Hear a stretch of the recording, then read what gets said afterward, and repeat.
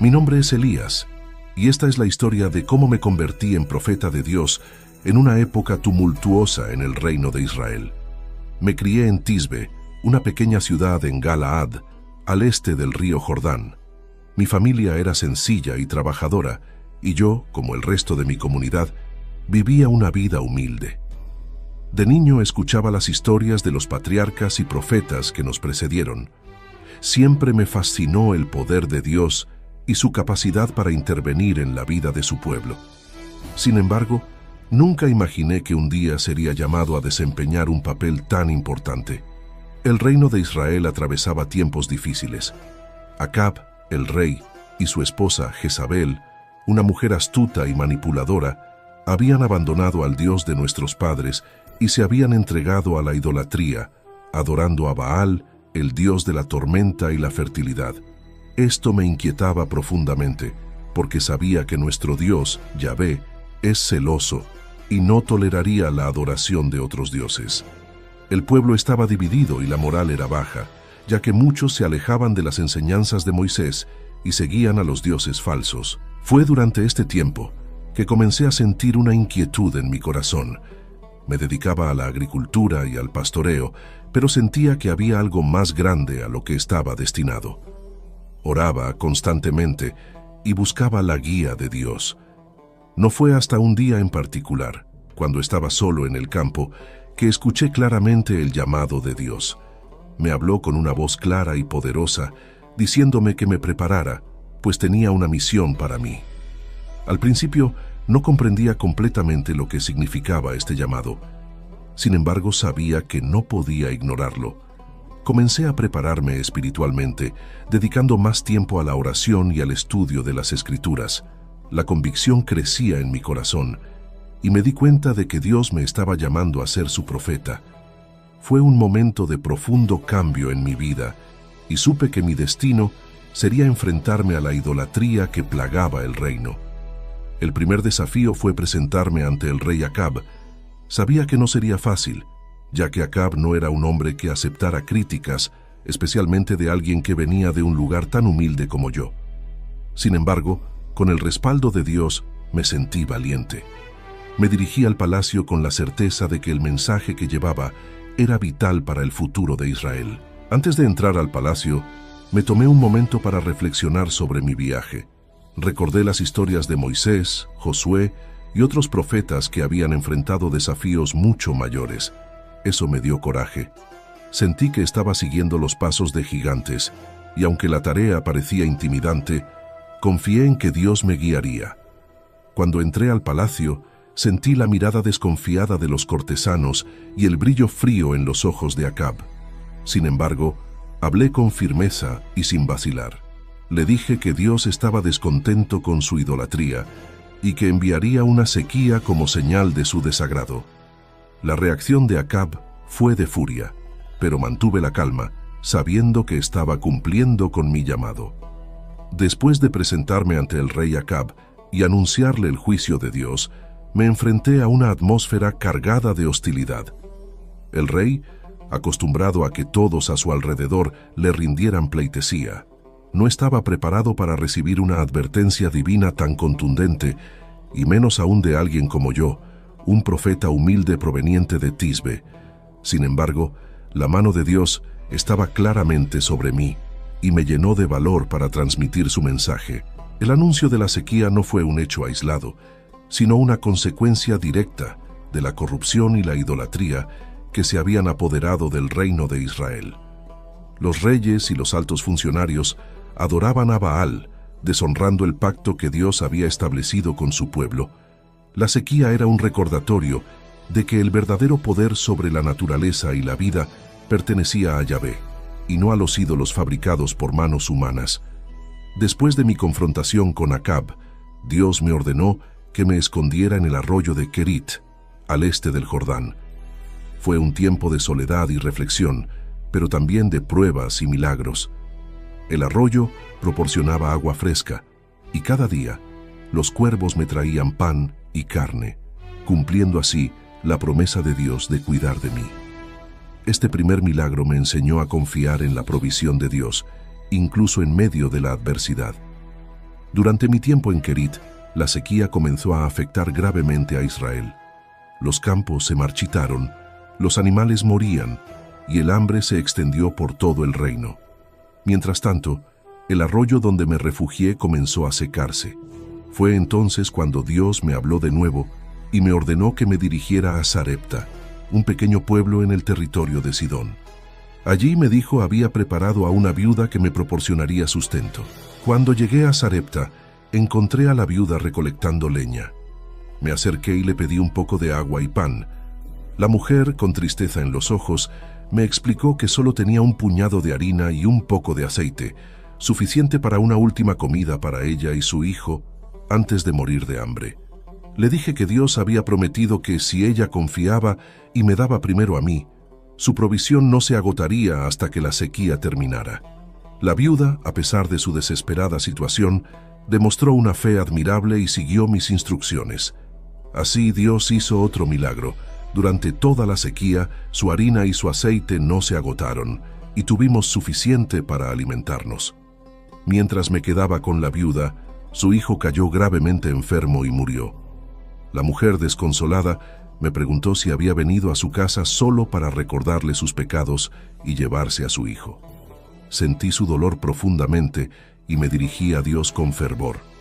Tomé al niño y lo llevé a mi habitación, donde oré a Dios, rogándole que devolviera la vida al niño. Dios escuchó mi clamor y el niño volvió a la vida. Cuando lo devolví a su madre, ella expresó su fe renovada en el Dios de Israel y reconoció que yo era verdaderamente un hombre de Dios. A través de este acto, Dios demostró una vez más su poder y su misericordia, mostrándonos que Él no solo provee para nuestras necesidades físicas, sino que también cuida de nuestras almas y nuestras emociones. Los milagros de provisión que experimenté durante mi tiempo con la viuda de Sarepta fueron momentos cruciales en mi vida como profeta. Estos eventos demostraron que, incluso en tiempos de sequía y escasez, Dios puede proveer de maneras sorprendentes e inesperadas. Aprendí que la fe y la obediencia son fundamentales para experimentar la provisión de Dios y que Él puede usar nuestras situaciones más difíciles para mostrar su amor y poder. Mi confrontación con los profetas de Baal en el Monte Carmelo fue uno de los momentos más dramáticos y significativos de mi vida como profeta. La nación de Israel estaba en crisis, atrapada entre la adoración a Baal y la devoción a Yahvé. Mi misión era clara: demostrar al pueblo que el Señor era el único Dios verdadero. La sequía que había anunciado seguía su curso y el hambre y la desesperación se extendían por toda la tierra. El Monte Carmelo sería el escenario de una prueba que revelaría el poder supremo de Dios. Me acerqué al rey Acab y le propuse un desafío: reunir a todo el pueblo de Israel en el Monte Carmelo, junto con los 450 profetas de Baal y los 400 profetas de Asera, para decidir de una vez por todas quién era el verdadero Dios. Acab, posiblemente motivado por la oportunidad de deshacerse de mí, aceptó. La preparación para este evento monumental fue intensa. Cuando el día llegó, el Monte Carmelo estaba lleno de gente. Había una tensión palpable en el aire mientras los dos grupos, los seguidores de Baal y los fieles a Yahvé, se reunían. Me dirigí a la multitud y les planteé una pregunta crucial: ¿hasta cuándo vacilaréis entre dos opiniones? Si el Señor es Dios, seguidle, pero si Baal, id en pos de él. La gente permaneció en silencio y su indecisión fue evidente. Propuse entonces el desafío. Ambos, yo y los profetas de Baal, prepararíamos un sacrificio, y el Dios que respondiera con fuego sería el verdadero Dios. Los profetas de Baal fueron los primeros en intentarlo. Prepararon su altar y sacrificaron un buey. Luego comenzaron a invocar a Baal desde la mañana hasta el mediodía, gritando y bailando alrededor del altar, pero no hubo respuesta. Mientras ellos persistían, les hice burla, sugiriendo que su Dios estaba ocupado o dormido. Esto los llevó a intensificar sus esfuerzos, cortándose a sí mismos y clamando con mayor fervor, pero todo fue en vano. El cielo permaneció silencioso. Cuando llegó mi turno, reconstruí el altar del Señor que había sido destruido. y coloqué 12 piedras, una por cada tribu de Israel. Luego preparé el sacrificio y pedí que se vertiera agua sobre él, no una, sino 3 veces, hasta que todo el altar quedó empapado y se llenó un foso alrededor de él. Me arrodillé y oré a Dios, pidiéndole que demostrara su poder para que el pueblo supiera que Él es el verdadero Dios. En respuesta a mi oración, el fuego del Señor descendió y consumió el sacrificio, las piedras, el agua e incluso el polvo. El pueblo, al presenciar este milagro, cayó de rodillas y exclamó: «El Señor es Dios, el Señor es Dios». El triunfo de Dios fue completo y claro.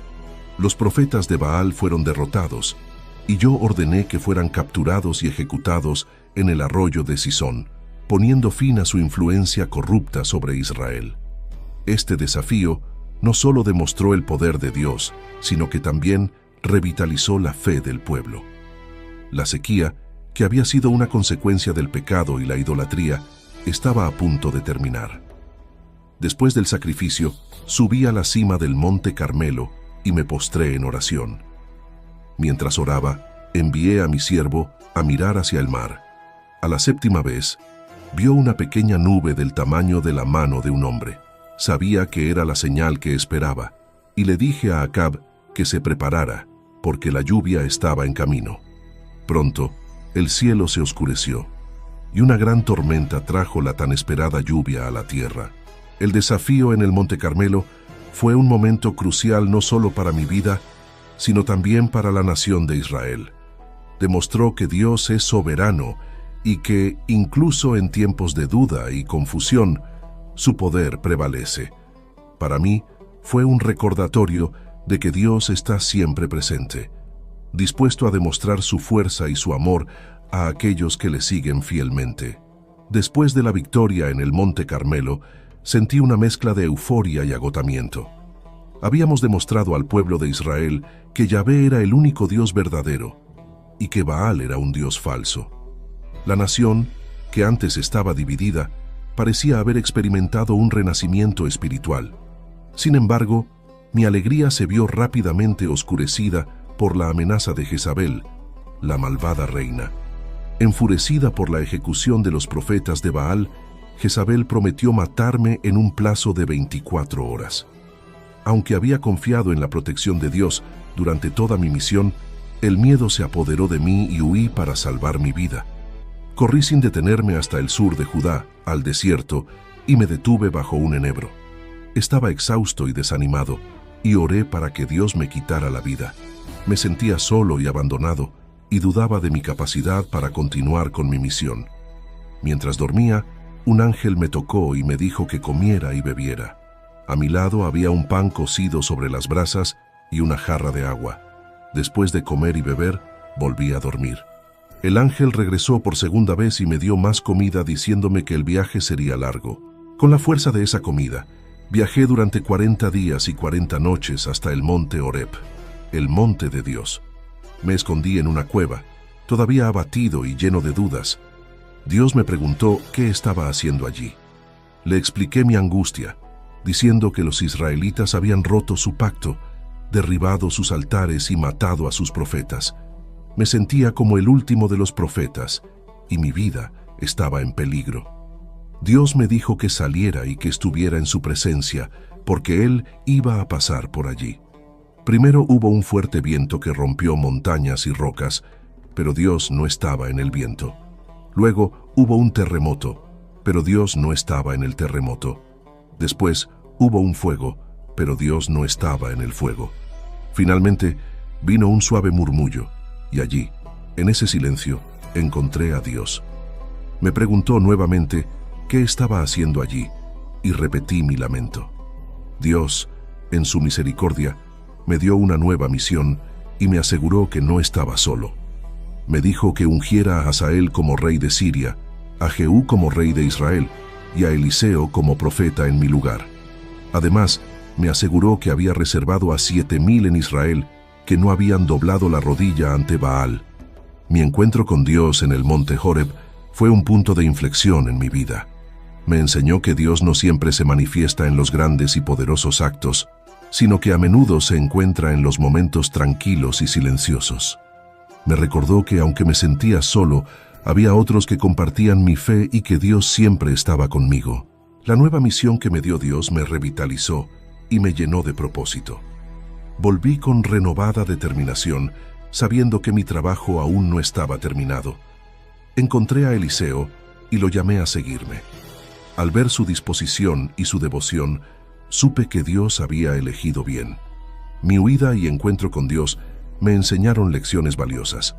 Aprendí que incluso los más fieles pueden experimentar momentos de duda y desánimo, pero Dios siempre está allí para brindarnos consuelo y dirección. Me di cuenta de que mi misión no era solo enfrentarme a los enemigos de Dios, sino también preparar el camino para aquellos que vendrían después de mí. A medida que se acercaba el final de mi vida, mi mente estaba llena de recuerdos de las obras y milagros que Dios había realizado a través de mí. Sabía que mi tiempo en la tierra estaba llegando a su fin, pero sentí una paz interior al contemplar el legado que dejaría atrás y el destino que me aguardaba. Había visto el poder de Dios en acción y había sido testigo de su fidelidad, y ahora era el momento de pasar el testigo a la próxima generación. Una de mis tareas finales fue preparar a Eliseo, mi sucesor. Lo había encontrado arando con 12 yuntas de bueyes y lo había llamado a seguirme. Eliseo había dejado todo para seguir el llamado de Dios y me había servido fielmente. Sabía que Eliseo estaba destinado a grandes cosas y que su devoción y valentía le permitirían continuar el trabajo que yo había comenzado. El tiempo que pasé con él fue valioso, ya que me permitió transmitirle la sabiduría y las lecciones que había aprendido a lo largo de mi vida como profeta. A medida que avanzaba hacia el final de mi misión, Dios me reveló que mi tiempo estaba llegando a su fin y que pronto sería llevado al cielo. Esto no me llenó de miedo, sino de esperanza y anticipación. Compartí esta noticia con Eliseo, quien me acompañó durante mis últimos días. Juntos, viajamos a través de varias ciudades, y cada vez que intentaba disuadirlo, Eliseo insistía en quedarse a mi lado. Su lealtad y amor eran evidentes, y me sentí honrado de tener un discípulo tan dedicado. Finalmente, llegamos al río Jordán. Con el poder de Dios, golpeé el agua con mi manto, y el río se dividió, permitiéndonos cruzar en seco. Después de cruzar, Eliseo me pidió que le diera una doble porción de mi espíritu, un deseo que demostraba su devoción y deseo de continuar mi trabajo. Le dije que, si me veía cuando fuera llevado, su deseo se cumpliría. Mientras caminábamos y hablábamos, de repente apareció un carro de fuego tirado por caballos de fuego. Este carro nos separó a Eliseo y a mí, y fui llevado al cielo en un torbellino. El carro de fuego era una demostración impresionante del poder y la gloria de Dios. Mientras ascendía, vi a Eliseo mirar hacia arriba gritando: Padre mío, el carro de Israel y su gente de a caballo. Me sentí honrado de que Eliseo me considerara como un padre, y su reacción demostró el amor y la admiración que sentía por mí. Mi partida fue espectacular, pero también fue un poderoso mensaje. Demostró que Dios estaba conmigo y que Él era el verdadero rey de Israel. Dejé mi manto, un símbolo de mi ministerio, y Eliseo lo recogió preparado para continuar el trabajo que Dios había comenzado a través de mí. Cuando regresó al río Jordán, golpeó el agua con mi manto y exclamó: ¿Dónde está el Señor, el Dios de Elías? El río se dividió de nuevo, demostrando que el Espíritu de Dios ahora estaba con él. Mi partida fue un recordatorio de que el llamado de Dios es mayor que cualquier persona. Dios me había usado para confrontar a los reyes y profetas falsos, pero su obra continuaría con Eliseo. Mi legado no era solo una serie de milagros, sino una demostración del poder y la soberanía de Dios. Eliseo, con su doble porción de mi espíritu, estaba preparado para continuar el trabajo que Dios había comenzado a través de mí. Mi experiencia en el carro de fuego fue única, pero también fue una señal de la fidelidad de Dios. Él me había llamado a ser su profeta, y aunque enfrenté muchos desafíos, siempre estuvo conmigo. Mi partida fue una declaración de su poder y su amor, y me recordó que, aunque nuestro tiempo en la tierra es temporal, nuestro destino final es con Dios. Mi legado fue uno de fe y valentía, y espero que inspire a otros a confiar en Dios y a seguir su llamado, sin importar cuán difíciles sean las circunstancias. Ahora te invitamos a unirte a esta comunidad de fe y espiritualidad, donde juntos podemos explorar las profundidades de las Escrituras y encontrar guía y consuelo en las historias de aquellos que nos han precedido. Suscríbete a este canal para continuar descubriendo los misterios de la fe y compartir con nosotros tus reflexiones y experiencias. Comenta tus pensamientos y cómo esta historia ha tocado tu vida o tu comprensión de la espiritualidad. Comparte este video con aquellos que, como tú, buscan en las historias de fe antiguas luces para el camino moderno. Nos vemos en un nuevo video. Dios los bendiga.